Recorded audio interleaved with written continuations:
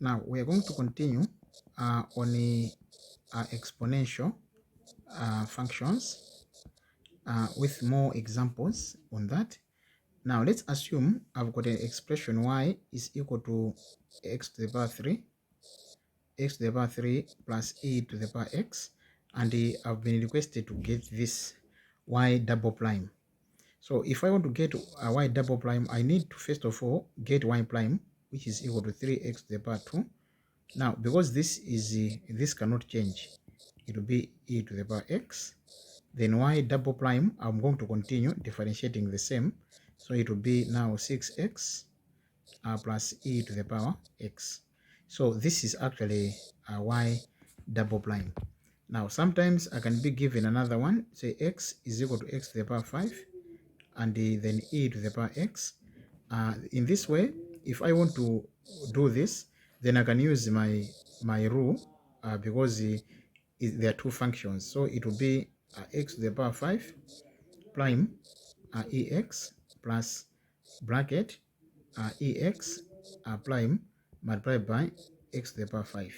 So at the end of the day, it will be 5x to the power 4 multiplied by ex plus ex multiplied by x to the power 5. So rewriting it better, it can be 5 x to the power 5, x to the power 4 ex plus x to the power 5 ex, like this. So what is common there, if you can see, it is ex, which can be simplified. So you can either leave it here or simplify by either removing the 5. So it can be 5x to the power 4 bracket ex, or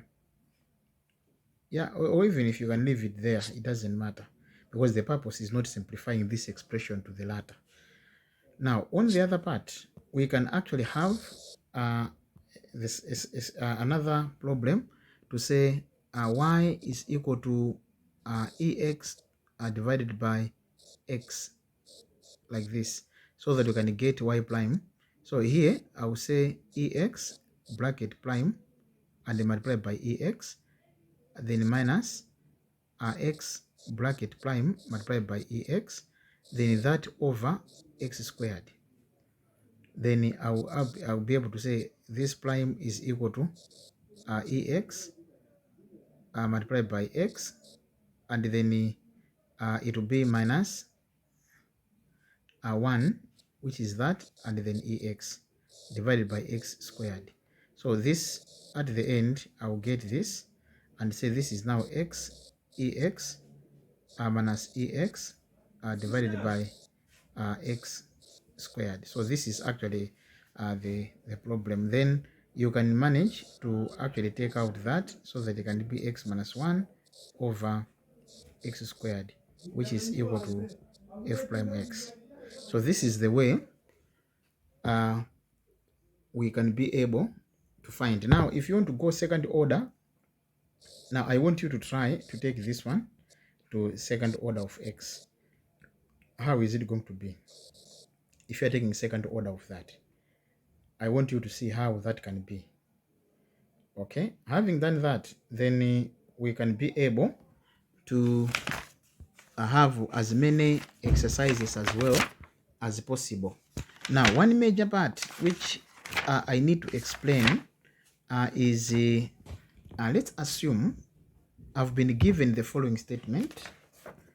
Let's assume I've been given the following statement: xy is equal to 5, and it's an equation, and I want to find out to say what is y prime for this statement. What is y prime for this statement? So normally when we have got something like that, we solve it in what is called using an implicit process. So normally, if it is implicit process, you can be able to say what is the x prime y, then what is y prime, then x,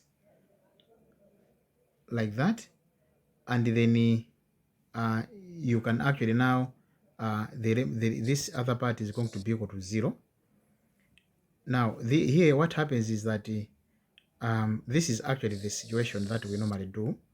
Komano ifojo kuti I am differentiating with respect to I'm differentiating with respect to y.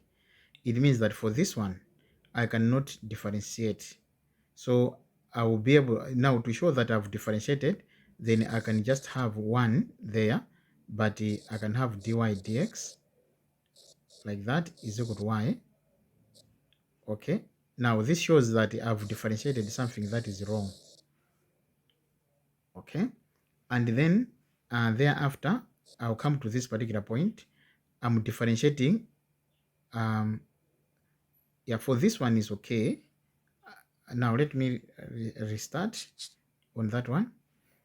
Yeah, so for the first one, what is going to happen is you are going to implicitly differentiate and say this one is going to be equal to x prime, but I'm differentiating with respect to x. So this can go. So it can be y. Okay, and then plus this cannot go. If that one go, then it means that I can actually have x, knowing that I am differentiating y.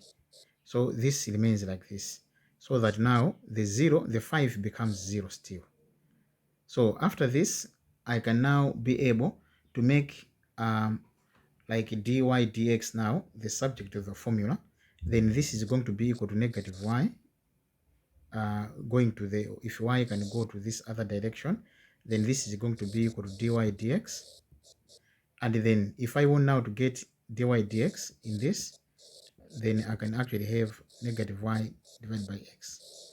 So this is actually the derivative. Now this is called implicit differentiation. It is called implicit differentiation. So implicit differentiation because we get it to that particular level. Now let me give you another example which is a bit complicated a bit, so that we can be able to see how it go. Let's assume I've got y to the power 3 plus 3x squared y is equal to 13. So if I want to differentiate for y, so the question is find y. Okay, find y prime. So here I want you to concentrate. Ukamapanga y prime, this means that you are doing dy dx. It means that you are differentiating x. Komano ukamapanga differentiate y, umapanga maintain the derivative symbol. So for this part, we can actually say now for the first part, ikala ndekuti 3y squared. I'm not supposed to differentiate this. Koma chifukwa kuti it's in y, then I will maintain this dy dx. Okay, then I'll come to this particular point, I'll actually add. So this is going to be x, it will be now 6x squared, which is the right way without dy d prime, but banally y. And then I'll go to the other side because it's a joint. So I will say then it is going to be 3x squared, and then I will differentiate this, which is equal to 1, comma, I will put dy dx to show that ndapanga differentiate cholakwika. And then the remaining part, this part is going to tend to become 0. So when you do that, then you solve for dy dx. So solving for dy dx in this part, then I can take this, then I can take this to the other side of the equation, which is equal to negative 6x squared y, and then I've got 3y squared dy dx, and I've got plus 3x squared dy dx. So if I can remove that dy dx, in those I can have this particular expression plus 3x squared, like that. So at the end of the day, I can end up having this statement and then divided by 3y squared plus 3x squared. So this gives us the problem, and then you can simplify further so that you remove the common things that is there. So what is common there is okay, there is yeah, so what is common there is 3, so that in the process, if you can remove 3, then it can be negative 2 x squared y over y squared plus x squared. So this is going to be the value for dy dx. So this is actually what implicit differentiation is all about. So I want people to actually try out the following. Try the following: x to the power 3, x to the power 2, y to the power 3, plus y plus 1 exponential negative x is equal to x plus 2. I want you to try to find the derivative of this. So the question is, compute y prime and find the value of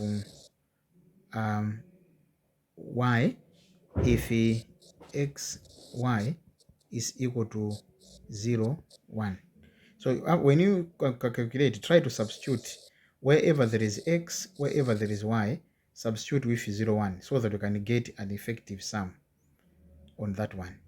And at the same time, you can be able even to solve a function like g bracket x y squared is equal to x dot y plus 1.